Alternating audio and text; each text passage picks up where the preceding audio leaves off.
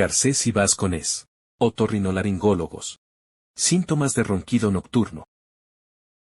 1. Pausas de respiración durante el sueño. 2. Ahogo por la noche. 3. Somnolencia durante el día. 4. Dificultad para concentrarse.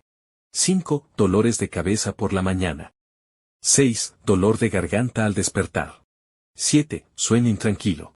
8. Presión arterial alta. Los tratamientos quirúrgicos de ronquido. Cirugía nasal. Septoplastia. Turbinoplastia. Rinoseptoplastia. Cirugía de adenoides y o amígdalas. Adenoectomía. Amigdalectomía. Cirugía de paladar. Uvulopalatoplastia. Cirugía de base de lengua. Especialistas en oídos, nariz y garganta.